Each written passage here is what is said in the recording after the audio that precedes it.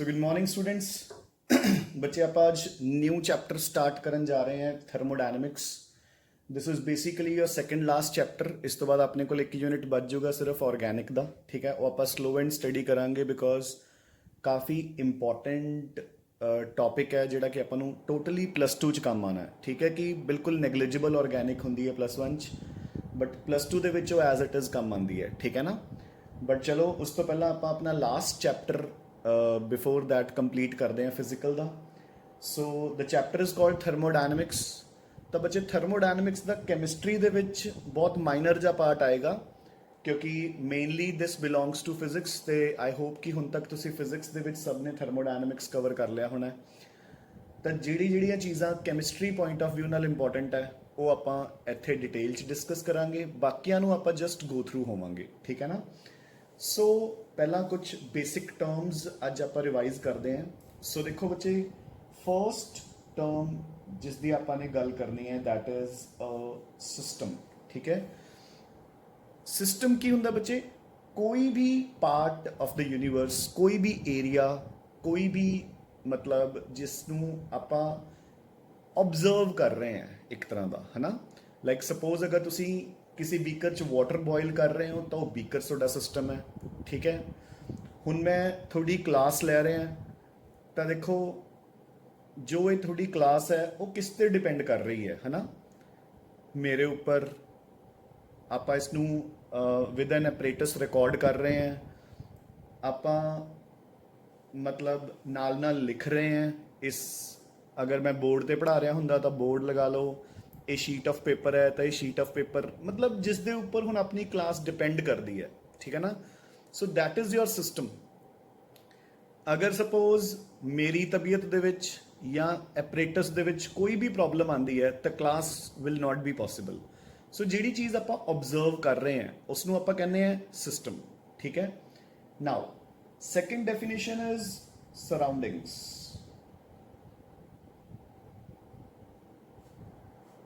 Fine. ਤਾਂ surroundings ਕੀ ਹੈ ਬੱਚੇ?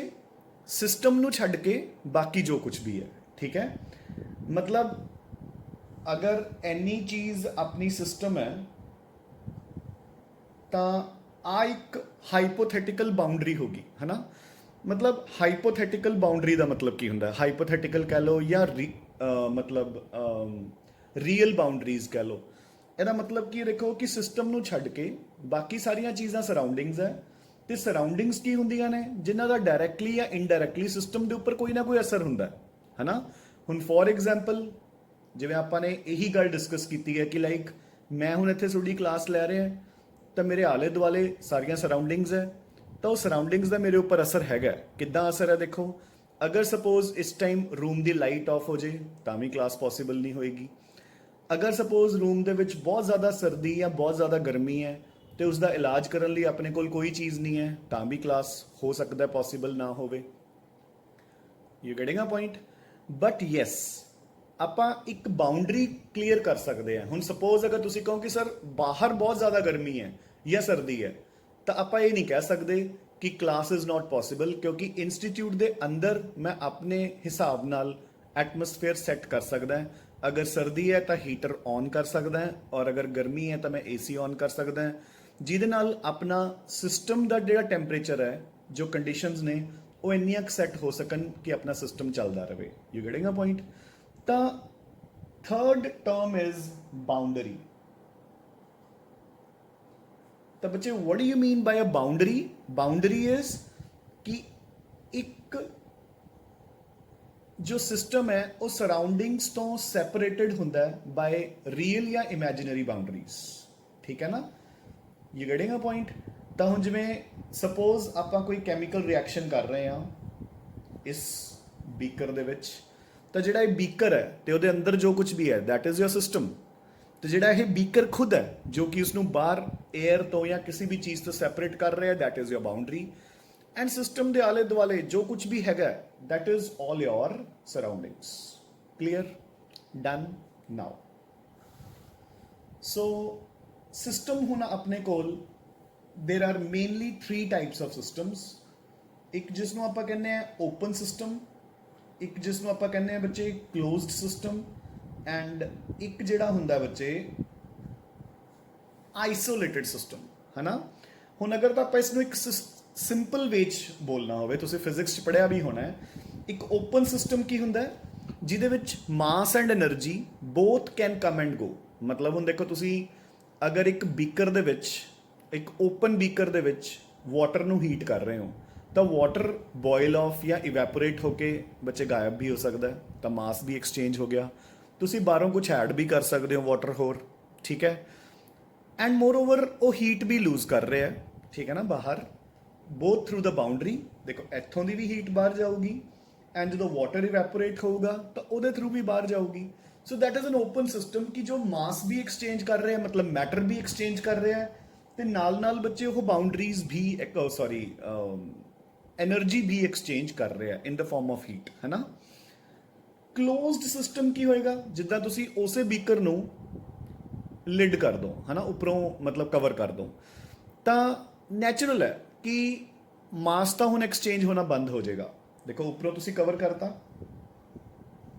ਤਾਂ ਅਗਰ ਉਹਦੇ ਵਿੱਚ ਇਵੈਪੋਰੇਸ਼ਨ ਹੋਏਗੀ ਵੀ ਤਾਂ ਉਹ ਬਾਹਰ ਨਹੀਂ ਜਾਊਗੀ, ਬਟ એનર્ਜੀ ਸਾਈਡ ਵਾਲਸ ਤੋਂ ਜਾ ਸਕਦੀ ਹੈ, ਠੀਕ ਹੈ।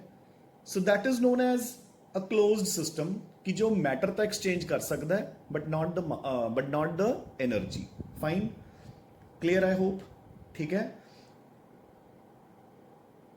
ਉਹ ਸੌਰੀ, ਉਲਟਾ ਕਹਿ ਗਿਆ, ਮਤਲਬ ਕਲੋਜ਼ ਸਿਸਟਮ ਕੀ ਹੈ ਕਿ ਜੋ ਮੈਟਰ ਤਾਂ ਮੈਟਰ ਐਕਸਚੇਂਜ ਨਹੀਂ ਕਰ ਸਕਦਾ ਬਟ એનર્ਜੀ ਐਕਸਚੇਂਜ ਕਰ ਸਕਦਾ ਹੈ। ਆਪਾਂ ਉੱਪਰੋਂ ਕਲੋਜ਼ ਕਰਤਾ ਨਾ, ਤਾਂ ਵਾਟਰ ਨਾ ਤਾਂ ਤੁਸੀਂ ਬਾਹਰੋਂ ਐਡ ਕਰ ਸਕਦੇ ਹੋ ਔਰ ਨਾ ਹੀ ਇਵੈਪੋਰੇਟ ਹੋ ਸਕਦਾ ਹੈ, ਬਟ ਯੈਸ ਹੀਟ એનર્ਜੀ ਉਹਦੀਆਂ ਵਾਲਸ ਦੇ ਵਿੱਚੋਂ ਬਾਹਰ ਆ ਜਾ ਸਕਦੀ ਹੈ, ਠੀਕ ਹੈ। ਨਾਓ ਆਈਸੋਲੇਟਿਡ ਸਿਸਟਮ, ਜਿੱਦਾਂ ਕਿ ਇੱਕ ਥਰਮਸ ਹੁੰਦੀ ਹੈ ਬੱਚੇ। ਥਰਮਸ ਆਪਾਂ ਕਿਉਂ ਯੂਜ਼ ਕਰਦੇ ਹਾਂ, ਅਗਰ ਆਪਾਂ ਆਪਣੀ ਚਾਏ ਕੌਫੀ, ਹੈ ਨਾ, ਉਸਨੂੰ ਗਰਮ ਹੀ ਰੱਖਣਾ ਹੈ, ਤਾਂ ਇਟ ਮੀਨਸ ਕੀ ਹੈ ਕਿ ਨਾ ਤਾਂ ਮਾਸ ਬਾਹਰ ਆ ਸਕਦਾ ਹੈ, ਅੰਦਰ ਜਾ ਸਕਦਾ ਹੈ, ਠੀਕ ਹੈ। ਸੈਕੰਡਲੀ ਬਾਉਂਡਰੀ ਵੀ ਉਸ ਦੀ ਆਈਸੋਲੇਟਿਡ ਹੈ, ਜਿਹੜੀ એનર્ਜੀ ਹੈ ਉਹ ਨਾ ਤਾਂ ਉਹ ਗੇਨ ਕਰ ਸਕਦੀ ਹੈ ਔਰ ਨਾ ਹੀ ਉਹ ਲੂਜ਼ ਕਰ ਸਕਦੀ ਹੈ, ਠੀਕ ਹੈ। So that is known as an isolated system. I hope this is fine, ਠੀਕ ਹੈ, clear now. So open, closed and isolated system. So ਬੱਚੇ ਨੈਕਸਟ ਜੋ ਡੈਫੀਨੇਸ਼ਨ ਆਪਾਂ ਨੇ ਡਿਸਕਸ ਕਰਨੀ ਹੈ, ਦੈਟ ਇਜ਼ ਬਿਲਕੁਲ ਈਜ਼ੀ, ਅ ਪ੍ਰੋਸੈਸ। ਇੱਕ ਪ੍ਰੋਸੈਸ ਕੀ ਹੁੰਦੀ ਹੈ ਨਾ, ਜਿੱਦਾਂ ਕਿ ਦੇਖੋ ਆਪਾਂ ਅਗਰ ਆਪਾਂ ਕੈਮਿਸਟਰੀ ਦੀ ਫਾਰਮ 'ਚ ਗੱਲ ਕਰੀਏ, ਤਾਂ ਇੱਕ ਰਿਐਕਸ਼ਨ A ਤੋਂ ਗਈ B ਤੋਂ ਗਈ C ਤੋਂ D is your final product, ਠੀਕ ਹੈ। ਤਾਂ ਇਹ ਜਿਹੜਾ ਪੂਰੇ ਸਟੈਪਸ ਹੋਏ ਹੈ, these steps are known as a process, ਠੀਕ ਹੈ ਨਾ। ਕੋਈ ਵੀ ਚੀਜ਼ ਤੁਸੀਂ ਕਰ ਰਹੇ ਹੋ, that is a process, ਚਾਹੇ ਉਹ ਹੀਟਿੰਗ ਹੈ, ਚਾਹੇ ਕੂਲਿੰਗ ਹੈ, ਚਾਹੇ ਇਵੈਪੋਰੇਸ਼ਨ ਹੈ, ਚਾਹੇ ਕੰਡੈਂਸੇਸ਼ਨ ਹੈ, which leads from an initial stage to the final stage is known as a process in simple terms, ਠੀਕ ਹੈ। ਹਾਂਜੀ, ਹੁਣ ਪ੍ਰੋਸੈਸਸ ਆਪਣੇ ਕੋਲ ਕਿੰਨੇ ਟਾਈਪਸ ਦੀਆਂ ਹੁੰਦੀਆਂ। ਸੋ ਨੰਬਰ 1 ਆਈਸੋਥਰਮਲ। ਤਾਂ ਬੱਚੇ ਹੁਣ ਇਹਨਾਂ ਨੂੰ ਟਰਮਸ ਨੂੰ ਧਿਆਨ ਨਾਲ ਕਰਨਾ ਹੈ, ਠੀਕ ਹੈ ਨਾ। ਇਹ ਟਰਮਸ ਦੇ ਉੱਪਰ ਆਪਣੇ ਅੱਗੇ ਚੈਪਟਰ ਦੇ ਵਿੱਚ ਨਿਊਮੈਰੀਕਲਸ ਡਿਪੈਂਡ ਕਰਨਗੇ। ਹੁਣ ਦੇਖੋ, ਆਈਸੋ ਮੀਨਸ ਸੇਮ, ਠੀਕ ਹੈ ਨਾ, ਆਈਸੋ ਮੀਨਸ ਸੇਮ, ਐਂਡ ਥਰਮਲ ਜਿੱਥੇ ਆ ਗਿਆ ਬੱਚੇ, ਉਹਦਾ ਮਤਲਬ ਕੀ ਹੁੰਦਾ ਹੈ, ਹੀਟ ਜਾਂ ਫਿਰ ਟੈਂਪਰੇਚਰ। ਤਾਂ ਇਹੋ ਜਿਹੀਆਂ ਪ੍ਰੋਸੈਸਸ ਜਿਸ ਦੇ ਵਿੱਚ ਕੋਈ ਆਈ ਜਾਵੇ ਜਾਈ ਜਾਵੇ, but the temperature of the system during the process remains constant, that is known as an isothermal process. ਜਦੋਂ ਆਪਾਂ ਨੇ ਟੈਂਪਰੇਚਰ ਚੇਂਜ ਨਾ ਹੋਣ ਦੇਣਾ ਹੋਵੇ, ਤਾਂ ਆਪਾਂ ਇੱਕ ਇਨਸਟਰੂਮੈਂਟ ਦੇ ਵਿੱਚ ਪ੍ਰੋਸੈਸ ਕੈਰੀ ਕਰਦੇ ਹਾਂ, ਜਿਸ ਨੂੰ ਆਪਾਂ ਨੋਨ ਐਜ਼ ਕਹਿੰਦੇ ਹਾਂ, ਜਿਸ ਨੂੰ ਆਪਾਂ ਬੋਲਦੇ ਹਾਂ ਥਰਮੋਸਟੈਟ, ਯਾਨੀ ਕਿ ਕੌਨਸਟੈਂਟ ਟੈਂਪਰੇਚਰ ਟੈਂਕ। ਤਾਂ ਬੱਚੇ ਯਾਦ ਰੱਖਣਾ ਹੈ, ਜਦੋਂ ਵੀ ਆਪਣੇ ਕੋਲ ਆਈਸੋਥਰਮਲ ਪ੍ਰੋਸੈਸ ਮੈਂਸ਼ਨਡ ਹੈ, ਤਾਂ ਆਪਾਂ ਉਸ ਦੇ ਦੌਰਾਨ ਜਦੋਂ ਵੀ ਨਿਊਮੈਰੀਕਲ ਸੋਲਵ ਕਰਾਂਗੇ, ਤਾਂ ਆਪਣੀ ਸਾਈਨ ਕਨਵੈਨਸ਼ਨ ਦੇ ਵਿੱਚ ਇਹ ਪੁੱਟ ਕਰਨਾ ਜ਼ਰੂਰੀ ਹੈ, dt is equal to 0 ਜਾਂ delta t is equal to 0। It means ਕੀ ਹੈ, ਡੈਲਟਾ ਜਾਂ dt stands for change in temperature. ਬਸ ਡੈਲਟਾ ਕੀ ਹੁੰਦਾ ਹੈ, ਇੱਕ ਲੰਬੇ ਸਮੇਂ ਲਈ, ਮਤਲਬ ਚੇਂਜ, ਤੇ D ਸਟੈਂਡਸ ਫॉर ਇਨਫਾਈਨਾਈਟੈਸੀਮਲੀ ਸਮਾਲ। ਤੁਸੀਂ ਫਿਜ਼ਿਕਸ ਜਾਂ ਮੈਥਸ ਵਿੱਚ ਕੀਤਾ ਹੋਣਾ ਡਿਫਰੈਂਸ਼ੀਏਸ਼ਨ, ਹੈ ਨਾ। ਜਦੋਂ ਆਪਾਂ ਬਹੁਤ ਥੋੜੇ ਸਮੇਂ ਲਈ ਜਾਂ ਬਹੁਤ ਛੋਟੀ ਪ੍ਰੋਸੈਸ ਲਈ ਗੱਲ ਕਰਦੇ ਹਾਂ then we use the word D. ਠੀਕ ਹੈ, ਤਾਂ ਬੱਚੇ ਇੱਕ ਛੋਟੇ ਸਮੇਂ ਲਈ ਜਾਂ ਛੋਟੀ ਪ੍ਰੋਸੈਸ ਲਈ ਜਦੋਂ ਆਪਾਂ ਚੇਂਜ ਇਨ ਟੈਂਪਰੇਚਰ ਦੀ ਗੱਲ ਕਰਾਂਗੇ ਤਾਂ that is known as dt is equal to 0। I hope this is well and fine. ਠੀਕ ਹੈ, done. Now so this is called isothermal process. ਠੀਕ ਹੈ, ਆਈਸੋਥਰਮਲ ਪ੍ਰੋਸੈਸ ਜਿਸ ਦੇ ਵਿੱਚ ਟੈਂਪਰੇਚਰ ਰਿਮੇਨਸ ਕੌਨਸਟੈਂਟ। ਬੱਚੇ ਕਲੀਅਰ?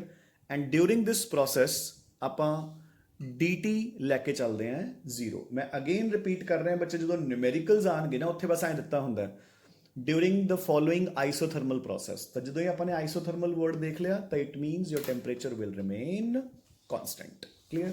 ਨਾਓ ਸੋ ਆਪਾਂ ਸੈਕਿੰਡ ਟਾਈਪ ਆਫ ਪ੍ਰੋਸੈਸ ਤੇ ਮੂਵ ਕਰਦੇ ਹਾਂ ਵਿਚ ਇਜ਼ ਕਾਲਡ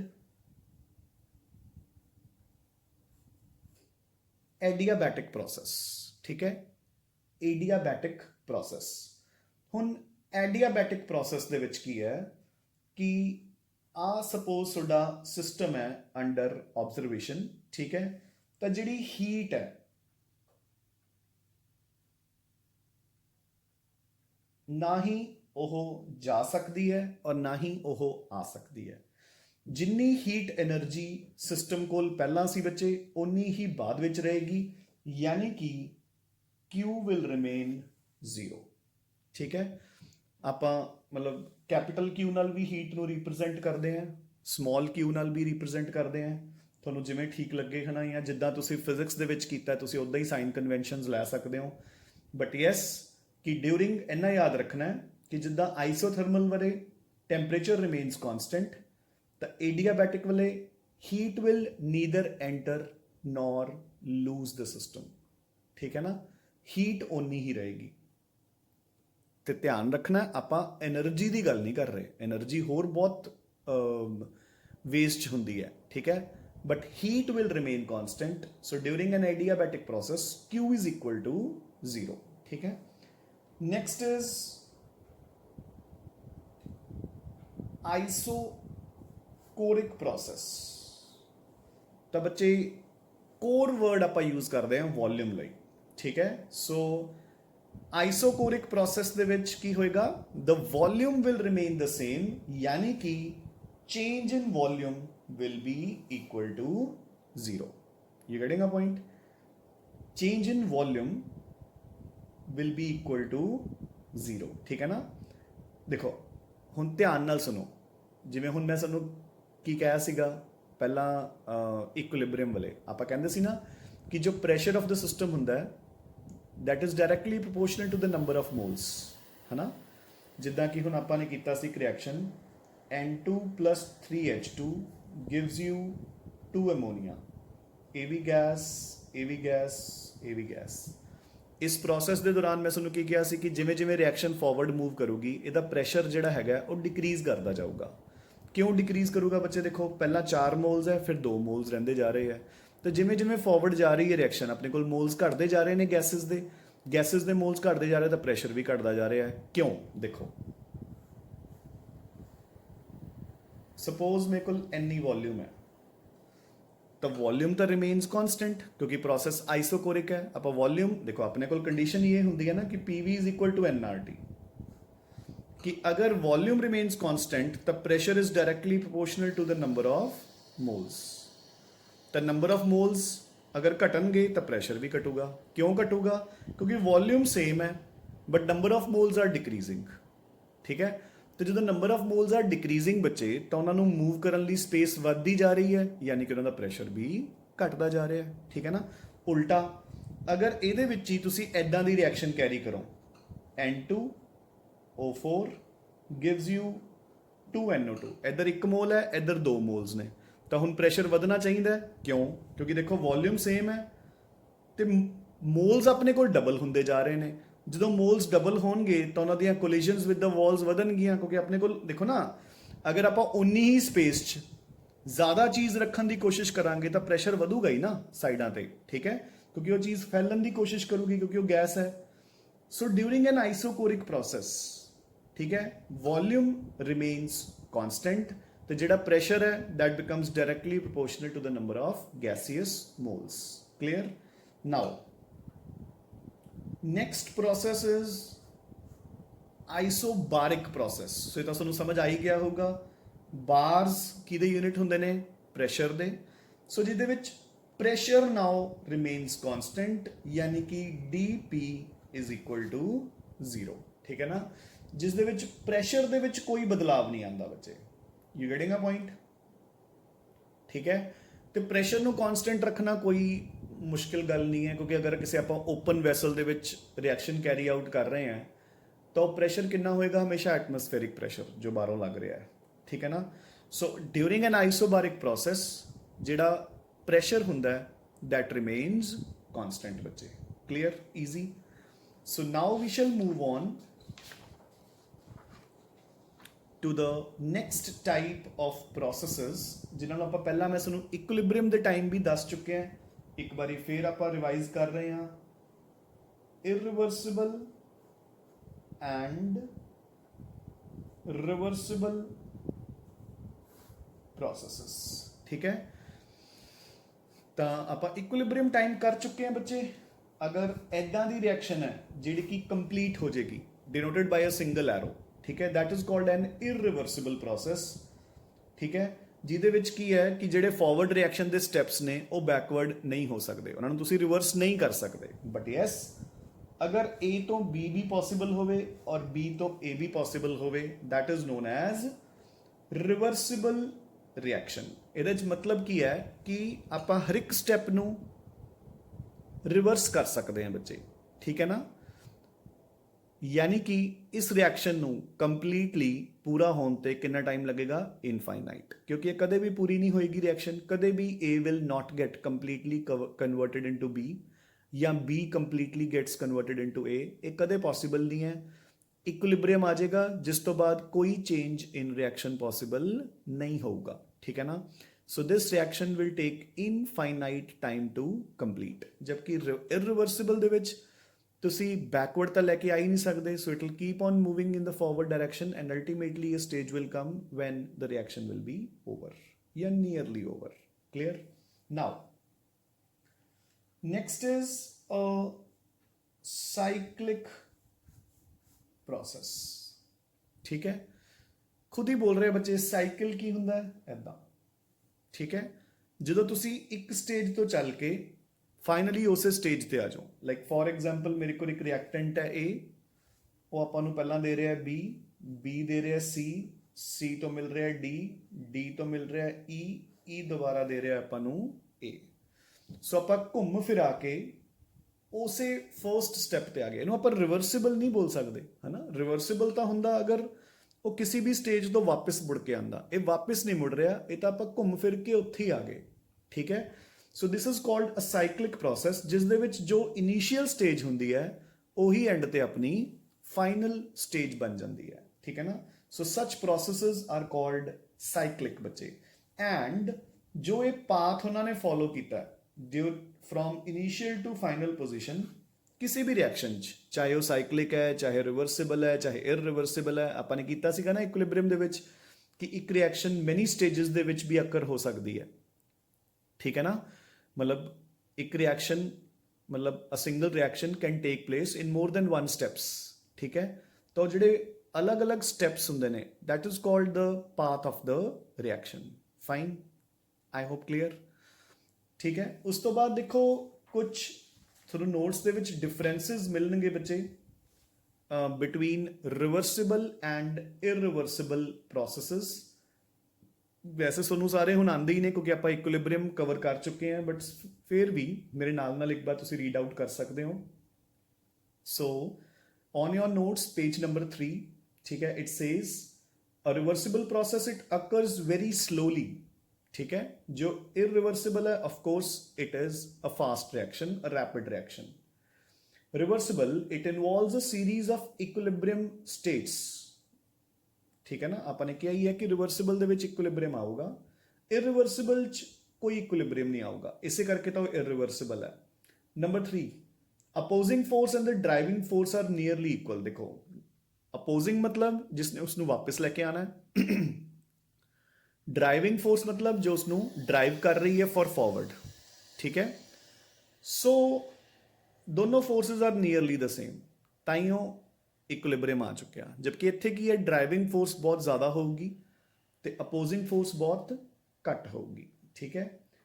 ਫੋਰਥ, ਫਿਰ ਇਰਰਿਵਰਸਿਬਲ ਦੇ ਦੌਰਾਨ ਹਾਂਜੀ ਇਰਰਿਵਰਸਿਬਲ ਦੇ ਦੌਰਾਨ ਜਿਹੜਾ ਵਰਕ ਡਨ ਹੁੰਦਾ that is always less than the maximum work obtained ਇਨ ਰਿਵਰਸਿਬਲ। ਸੋ ਆਪਾਂ ਨੂੰ ਵਰਕ ਡਨ ਜਿਹੜਾ ਹੁੰਦਾ ਉਹ ਰਿਵਰਸਿਬਲ 'ਚ ਹਮੇਸ਼ਾ ਜ਼ਿਆਦਾ ਮਿਲੇਗਾ, ਮੈਕਸਿਮਮ ਮਿਲੇਗਾ, ਠੀਕ ਹੈ। ਨੈਕਸਟ, ਜਿੰਨੀਆਂ ਵੀ ਆਪਣੀਆਂ ਨੈਚੁਰਲੀ ਅਕਰਿੰਗ ਪ੍ਰੋਸੈਸਿਸ ਹੈ ਜਾਂ ਜਿੰਨੀਆਂ ਵੀ ਆਪਣੀਆਂ ਕਾਮਨਲੀ ਅਕਰਿੰਗ ਪ੍ਰੋਸੈਸਿਸ ਨੇ ਬੱਚੇ, ਉਹ ਸਾਰੀਆਂ ਇਰਰਿਵਰਸਿਬਲ ਹੈ ਨਾ। ਰਿਵਰਸਿਬਲ ਪ੍ਰੋਸੈਸ ਆਪਾਂ ਕਿੰਨੀਆਂ ਕੁ ਦੇਖਦੇ ਆ ਰੀਅਲ ਲਾਈਫ 'ਚ, ਆਪਾਂ ਨੂੰ ਮਿਲਦੀ ਹੀ ਨਹੀਂ। ਦੇਖੋ ਬਰਨਿੰਗ ਆਫ ਕੋਲ ਹੈ, ਚਾਹੇ ਕੁਝ ਵੀ ਹੈ, ਦੇ ਆਲ ਆਰ ਮਤਲਬ irreversible processes. Next, sixth point, जो reversible ਹੁੰਦੀ ਹੈ that occurs in infinite number of steps ਤੇ ਉਹ ਕਦੇ ਵੀ ਰਜੇ ਕੰਪਲੀਸ਼ਨ ਤੱਕ ਨਹੀਂ ਜਾਏਗੀ। ਜਦਕਿ ਇਹ ਪਹਿਲਾਂ ਹੀ ਆਪਾਂ ਡਿਸਕਸ ਕਰ ਚੁੱਕੇ ਹਾਂ ਕਿ irreversible ਜੋ ਪ੍ਰੋਸੈਸ ਹੈ ਉਹਦੇ ਵਿੱਚ ਜ਼ਿਆਦਾ ਸਟੈਪਸ ਨਹੀਂ ਹੁੰਦੇ ਐਂਡ ਉਹ ਕੰਪਲੀਸ਼ਨ ਤੱਕ ਜਾਏਗੀ ਹੀ ਜਾਏਗੀ। 7th, all changes occurring in the direct process can be reversed, of course। ਇਹ ਤਾਂ ਉਹਦੀ ਬੇਸਿਕ ਡੈਫੀਨੇਸ਼ਨ ਹੀ ਹੈ ਕਿ ਜਿੰਨੇ ਵੀ ਸਟੈਪਸ ਹੁੰਦੇ ਨੇ ਰਿਵਰਸਿਬਲ ਪ੍ਰੋਸੈਸ ਦੇ ਦੌਰਾਨ, ਠੀਕ ਹੈ, ਉਹਨਾਂ ਨੂੰ ਆਪਾਂ ਸਭ ਨੂੰ ਰਿਵਰਸ ਕਰ ਸਕਦੇ ਹਾਂ। ਜਦਕਿ ਇਰਰਿਵਰਸਿਬਲ ਪ੍ਰੋਸੈਸ 'ਚ ਐਦਾਂ ਦੀ ਕੋਈ ਗੱਲ ਨਹੀਂ ਹੈ, ਆਪਾਂ ਉਹਨਾਂ ਨੂੰ ਰਿਵਰਸ ਨਹੀਂ ਕਰ ਸਕਦੇ, ਠੀਕ ਹੈ। ਹਾਂਜੀ ਬੱਚੇ, so this completes another topic that is reversible and irreversible their differences. Now we shall move on to extensive and intensive properties, ठीक है। ਹੁਣ ਦੇਖੋ ਬੱਚੇ, ਜਿਹੜੀਆਂ extensive properties ਹੁੰਦੀਆਂ ਨੇ ਤੇ intensive, ठीक है। I'll start with an example। देखो suppose मेरे पास एक ब्लॉक है किसी चीज़ का, suppose iron, wood, कुछ मर्जी है ना। लेट इट बी, मैं इसके 3 हिस्से बना ले, ए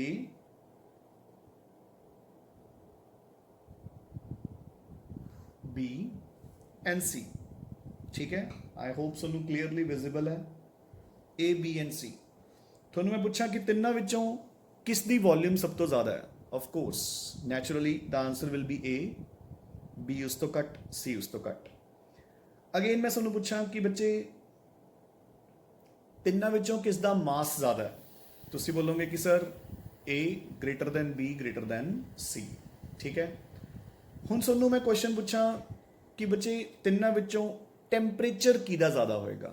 ਸੋ ਬੱਚੇ ਸੇਮ ਮਟੀਰੀਅਲ ਹੈ, ਤੁਸੀਂ ਹੀਟ ਕੀਤਾ ਹੋਇਆ ਹੈ, ਤਿੰਨਾਂ ਦਾ ਟੈਂਪਰੇਚਰ ਕੀ ਹੋਊਗਾ, ਸੇਮ, ਠੀਕ ਹੈ। You getting a point. Similarly ਮੈਂ ਤੁਹਾਨੂੰ ਪੁੱਛਾਂ ਕਿ ਤਿੰਨਾਂ ਵਿੱਚ ਕਿਸ ਦੀ ਡੈਂਸਿਟੀ ਜ਼ਿਆਦਾ ਹੈ, ਤਾਂ ਡੈਂਸਿਟੀ ਬੱਚੇ ਮਟੀਰੀਅਲ ਦੀ ਹੁੰਦੀ ਹੈ ਨਾ ਕਿ ਅਮਾਊਂਟ ਦੀ, ਤਿੰਨਾਂ ਦੀ ਡੈਂਸਿਟੀ ਸੇਮ ਹੋਏਗੀ, ਠੀਕ ਹੈ। So this is the difference between extensive and intensive properties. Extensive properties are those which depend upon the amount of the substance, जो total bulk of the substance ਦੇ ਉੱਪਰ depend ਕਰਦੀਆਂ ਨੇ, they are called extensive properties, ठीक है। ਹੁਣ ਜਿਹੜੀਆਂ properties they do not depend upon the amount of the substance but they depend upon the nature of the substance, ठीक है, they are called intensive properties। so ਜਿਵੇਂ temperature ਹੋ ਗਿਆ, concentration ਹੋ ਗਈ ਬੱਚੇ, density ਹੋ ਗਈ, which depend upon the nature of the substance rather than the amount। वैसे तो सिंपल डेफिनेशन ਚ ਇਹੀ ਲਿਖਣਾ ਹੈ ਕਿ extensive which depend upon the amount of the substance, intensive which do not depend upon the amount of the substance। ਤੇ ਇੱਕ ਚੀਜ਼ ਹੋਰ ਯਾਦ ਰੱਖਣੀ ਹੈ ਬੱਚੇ, ਅਗਰ ਤੁਸੀਂ ਦੋ ਐਕਸਟੈਂਸਿਵ ਪ੍ਰੋਪਰਟੀਜ਼ ਨੂੰ ਡਿਵਾਈਡ ਕਰੋਗੇ, ਯਾਨੀ ਕਿ ਦ ਰੇਸ਼ੋ ਹੈ ਨਾ, the ratio of two extensive properties is equal to an intensive property. Classical example, ਆਪਾਂ ਹੁਣੇ ਦੋ ਐਕਸਟੈਂਸਿਵ ਪ੍ਰੋਪਰਟੀਜ਼ ਡਿਸਕਸ ਕੀਤੀਆਂ ਸੀ, ਮਾਸ ਤੇ ਵੋਲਿਊਮ ਹੈ ਨਾ। ਮਾਸ ਤੇ ਵੋਲਿਊਮ ਨੂੰ ਡਿਵਾਈਡ ਕਰਕੇ ਬੱਚੇ ਕੀ ਆਂਦਾ ਹੁੰਦਾ ਹੈ, ਡੈਂਸਿਟੀ, ਜਿਹੜੀ ਕਿ ਕੀ ਹੈ, ਇੱਕ intensive property. So I hope easy to understand है ना, बिल्कुल ईजी है समझना। सो डेंसिटी होगी बच्चे, कॉन्सेंट्रेशन होगी, कोई भी कॉन्सेंट्रेशन है, चाहे मोलैरिटी है, मोलैलिटी है, मोल फ्रैक्शन है, ठीक है, all these are intensive properties because they do not depend upon the nature of the substance, sorry, amount of the substance, clear, ठीक है। So this is what you mean by extensive and intensive, done बच्चे, ठीक है, clear. हाँ जी, हुण आपां ने एक डेफिनेशन होर करनी है which is called macroscopic system या प्रॉपर्टीज, ठीक है। सो बच्चे what do you first of all mean by macro, ठीक है। मैक्रो का मतलब की हुंदा है, लार्ज, सबनों पता है, बहुत वड्डा, है ना। Macro means huge, you getting a point. So अगर सानू डेफिनेशन आती है मैक्रोस्कोपिक सिस्टम की, तो एक ऐसा system in which there is a large number of particles, जिहदे विच बहुत सारे पार्टिकल्स है, that is known as a macroscopic system, ठीक है। एंड सिमिलरली अगर मैक्रोस्कोपिक प्रॉपर्टी की गल हो रही है, तो मैक्रोस्कोपिक प्रॉपर्टी की है, ऑफ कोर्स जिहड़े कि सिस्टम के सारे पार्टिकल्स के कलैक्टिव बिहेवियर पर डिपेंड करती है, वो एक फ्रैक्शन के उपर डिपेंड नहीं करती, सारे पार्टिकल्स के टोटल बिहेवियर के उपर डिपेंड करूगी। जिद्दां कि अगेन आपां ये सारियां चीज़ां नूं मैक्रोस्कोपिक सिस्टम दे नाल जोड़ सकते हैं, pressure, temperature, volume, surface tension, viscosity, ठीक है। All these they depend upon the collective behaviour of the system, ठीक है ना। ਉਹਦੇ ਵਿੱਚ ਆਪਾਂ ਇਹ ਨਹੀਂ ਕਹਿ ਸਕਦੇ ਕਿ ਸਿਸਟਮ ਦਾ ਇੱਕ ਹਿੱਸਾ ਪਾਰਟਿਸਿਪੇਟ ਕਰ ਰਿਹਾ, ਪੂਰਾ ਦਾ ਪੂਰਾ ਸਿਸਟਮ ਪਾਰਟਿਸਿਪੇਟ ਕਰੇਗਾ। They are known as macroscopic properties ਬੱਚੇ, ਕਲੀਅਰ। ਨੈਕਸਟ ਆਪਣੇ ਕੋਲ ਦੋ ਟਾਈਪਸ ਆਫ ਸਿਸਟਮਸ ਹੁੰਦੇ ਆ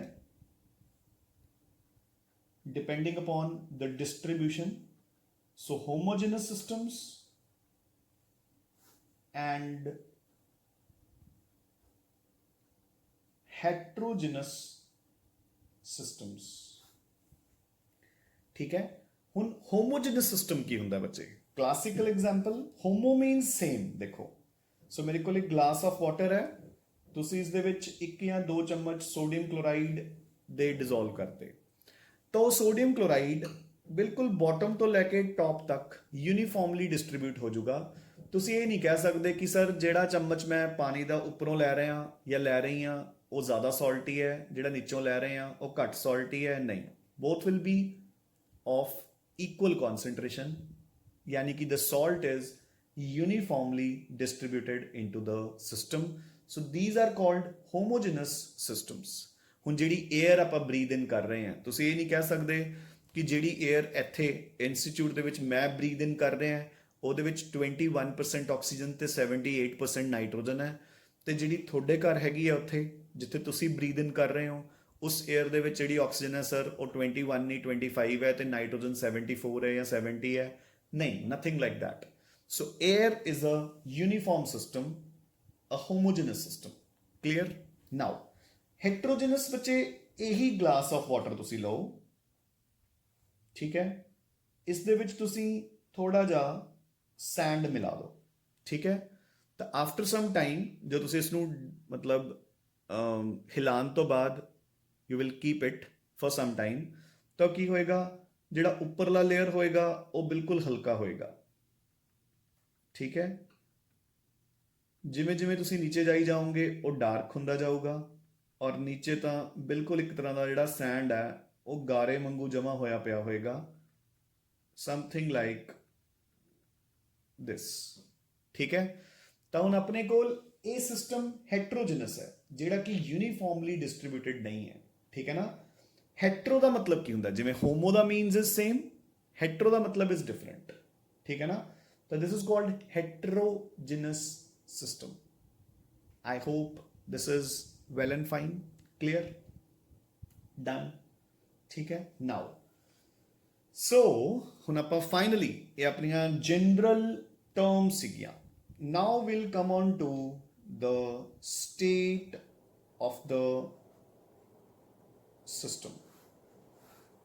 ਸੋ ਅਗਰ ਆਪਾਂ ਨੂੰ ਗੈਸੀਅਸ ਸਟੇਟ ਵਾਲਾ ਚੈਪਟਰ ਚੰਗੀ ਤਰ੍ਹਾਂ ਧਿਆਨ 'ਚ ਹੈ, ਠੀਕ ਹੈ, ਤਾਂ ਆਪਾਂ ਨੂੰ ਪਤਾ ਹੈ ਕਿ ਜਿਹੜੀ ਸਟੇਟ ਆਫ ਦ ਸਿਸਟਮ ਹੈ ਉਹ ਕਿਸ ਤੇ ਡਿਪੈਂਡ ਕਰਦੀ ਸੀ. ਆਪਾਂ ਨੇ ਕਿਹਾ ਸੀਗਾ ਨਾ ਕਿ ਸੋਲਿਡ ਨੂੰ ਤੁਸੀਂ ਲਿਕੁਇਡ ਵੀ ਬਣਾ ਸਕਦੇ ਹੋ, ਲਿਕੁਇਡ ਨੂੰ ਤੁਸੀਂ ਗੈਸ ਵੀ ਬਣਾ ਸਕਦੇ ਹੋ. ਤਿੰਨਾਂ ਵਿੱਚ ਕੀ ਫਰਕ ਹੁੰਦਾ ਹੈ?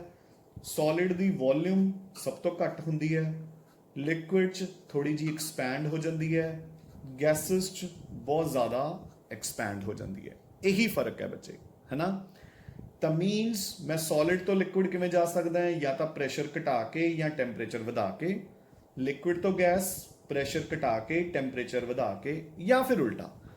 ਅਗਰ ਮੈਂ ਗੈਸ ਤੋਂ ਲਿਕੁਇਡ ਆਣਾ ਹੈ ਤਾਂ ਟੈਂਪਰੇਚਰ ਵਧਾ ਦੂੰਗਾ, ਸੌਰੀ ਉਲਟਾ, ਲਿਕੁਇਡ ਤੋਂ ਗੈਸ ਜਾਣ ਲਈ ਪ੍ਰੈਸ਼ਰ ਘਟਾ ਕੇ ਤੇ ਟੈਂਪਰੇਚਰ ਵਧਾ ਕੇ. ਸੋ ਅਗਰ ਮੈਂ ਗੈਸ ਤੋਂ ਲਿਕੁਇਡ ਆਣਾ ਹੈ ਤਾਂ ਮੈਂ ਟੈਂਪਰੇਚਰ ਘਟਾ ਦੂੰਗਾ, ਮੋਲੀਕਿਊਲਸ ਨੂੰ ਕੰਡੈਂਸ ਕਰ ਦੂੰਗਾ ਜਾਂ ਪ੍ਰੈਸ਼ਰ ਵਧਾ ਦੂੰਗਾ, ਧੱਕੇ ਨਾਲ ਉਹਨਾਂ ਨੂੰ ਪਾਸ ਲਿਆਉਂਗਾ ਤਾਂ ਕਿ ਉਹਨਾਂ ਦਾ ਇੰਟਰਮੋਲੀਕੂਲਰ ਡਿਸਟੈਂਸ ਘਟ ਕੇ ਇੰਨਾ ਰਹਿ ਜੇ ਤਾਂ ਉਹ ਗੈਸ ਬਣ ਜਾਣਗੇ. ਅਗਰ ਗੈਸ ਤੋਂ ਸੋਲਿਡ ਬਣਾਉਣਾ ਹੈ ਤਾਂ ਮੈਂ ਇਹਨਾਂ ਨੂੰ ਇੱਦਾਂ ਜਾਂ ਤਾਂ ਪ੍ਰੈਸ਼ਰਾਈਜ਼ ਕਰਕੇ ਪਾਸ ਲਿਆਉਂਗਾ ਜਾਂ ਫਿਰ ਇਹਨਾਂ ਨੂੰ ਮੈਂ ਕੂਲ ਡਾਊਨ ਕਰ ਦੂੰਗਾ. ਜਦੋਂ ਕੂਲ ਡਾਊਨ ਕਰ ਦੂੰਗਾ ਤਾਂ ਕੈਨੇਟਿਕ એનર્ਜੀ ਵਿਲ ਡਿਕਰੀਜ਼. ਜਦੋਂ ਬੱਚੇ ਕੈਨੇਟਿਕ એનર્ਜੀ ਡਿਕਰੀਜ਼ ਹੋ ਜੂਗੀ ਦ ਮੋਲੀਕਿਊਲਸ ਵਿਲ ਕਮ ਕਲੋਜ਼ਰ. ਠੀਕ ਹੈ, ਤਾਂ ਜਿਹੜੀ ਸਟੇਟ ਆਫ ਦ ਸਿਸਟਮ ਹੈ ਉਹ ਕੀ ਹੁੰਦੀ ਹੈ ਕਿ ਡਿਪੈਂਡਿੰਗ ਅਪੋਨ ਆਪਣੇ ਸਿਸਟਮ ਦਾ ਟੈਂਪਰੇਚਰ, ਪ੍ਰੈਸ਼ਰ ਤੇ ਵੋਲਿਊਮ ਕੀ ਹੈ. ਠੀਕ ਹੈ, ਡਿਪੈਂਡਿੰਗ ਅਪੋਨ ਕਿ ਆਪਣੇ ਸਿਸਟਮ ਦਾ ਟੈਂਪਰੇਚਰ, ਪ੍ਰੈਸ਼ਰ ਤੇ ਵੋਲਿਊਮ ਕੀ ਹੈ, ਉਸ ਦੇ ਉੱਪਰ ਜੋ ਸਟੇਟ ਹੈ ਉਹ ਕੀ ਹੈ, ਆਪਣਾ ਜਿਹੜਾ ਸਬਸਟੈਂਸ ਹੈ ਉਹ ਕਿਹੜੀ ਫਿਜ਼ੀਕਲ ਸਟੇਟ ਦੇ ਵਿੱਚ ਹੈ, that is called a state of the system. ਤੇ ਜਿਹੜਾ ਇਹ ਪ੍ਰੈਸ਼ਰ, ਟੈਂਪਰੇਚਰ ਤੇ ਵੋਲਿਊਮ ਹੈ, these are called state variables, ਹੈ ਨਾ, ਜੋ ਮਤਲਬ ਸਟੇਟ ਨੂੰ ਵੇਰੀ ਕਰਨ 'ਚ ਆਪਣੀ ਹੈਲਪ ਕਰਦੇ ਆ. ਅਗਰ ਮੈਂ ਇੱਕ ਸੋਲਿਡ ਨੂੰ ਲਿਕੁਇਡ ਬਣਾਉਣਾ ਚਾਹੁੰਦਾ ਹੈ ਜਾਂ ਲਿਕੁਇਡ ਨੂੰ ਗੈਸ ਬਣਾਉਣਾ ਚਾਹੁੰਦਾ ਹੈ ਤਾਂ ਹਾਊ ਵਿਲ ਦੇ help me? these are known as state variables. So the state varies according to the equation PV is equal to nRT. PV is equal to nRT ਬੱਚੇ, ਠੀਕ ਹੈ ਨਾ. ਯਾਦ ਹੈ ਨਾ ਆਪਾਂ ਨੂੰ ਸਭ ਨੂੰ? ਗੈਸੀਅਸ ਸਟੇਟ ਹੋ ਚੁੱਕਿਆ ਆਪਣਾ, ਠੀਕ ਹੈ ਨਾ. ਤਾਂ PV is equal to nRT ਦੇ ਅਕੋਰਡਿੰਗ ਆਪਣੀ ਸਟੇਟ ਵੇਰੀ ਕਰੂਗੀ ਡਿਪੈਂਡਿੰਗ ਅਪੋਨ these variables. ਠੀਕ ਹੈ, and these are called your state variables. So with this ਆਪਾਂ ਜਨਰਲ ਇੰਟਰੋਡਕਟਰੀ ਟਰਮਸ ਬੱਚੇ ਖਤਮ ਕਰਤੀਆਂ ਥਰਮੋਡਾਇਨਾਮਿਕਸ ਦੀਆਂ. ਠੀਕ ਹੈ, ਤੇ ਹੁਣ ਆਪਾਂ ਕੱਲ ਇਸ ਚੈਪਟਰ ਦਾ ਮੇਜਰ ਪੋਰਸ਼ਨ ਸਟਾਰਟ ਕਰਾਂਗੇ ਜਿਹੜਾ ਕਿ internal energy, heat, work done, ਉਹ ਸਭ ਕੁਝ ਦੇ ਨਾਲ ਰਿਲੇਟਡ ਹੈ. ਠੀਕ ਹੈ, ਸੋ ਇੱਥੋਂ ਤੱਕ ਇੱਕ ਵਾਰ ਆਪਾਂ ਨੇ ਚੰਗੀ ਤਰ੍ਹਾਂ ਕਵਰ ਕਰ ਲੈਣਾ ਹੈ. ਠੀਕ ਹੈ ਨਾ. And once again I repeat ਕਿ ਜੋ ਟੌਪਿਕਸ ਇਸ ਚੈਪਟਰ ਦੇ ਫਿਜ਼ਿਕਸ ਦੇ ਵਿੱਚ ਕਵਰ ਹੋ ਜਾਂਦੇ ਆ ਆਪਾਂ ਉਹਨਾਂ ਨੂੰ ਕਰਾਂਗੇ ਜ਼ਰੂਰ, but just as an introductory terms. ਜੋ chapter chemistry point of view ਨਾਲ ਇੰਪੋਰਟੈਂਟ ਹੈ ਉਹਨਾਂ ਨੂੰ ਆਪਾਂ ਡਿਟੇਲ ਵਿੱਚ ਕਰਾਂਗੇ. ਕਲੀਅਰ? ਫਾਈਨ. ਸੋ ਇੱਥੋਂ ਤੱਕ ਇੱਕ ਵਾਰ ਤੁਸੀਂ ਕਵਰ ਕਰ ਲਿਓ and we'll continue further in tomorrow's lecture. So keep studying, keep revising and take very good care of your health. Thanks a lot, bache.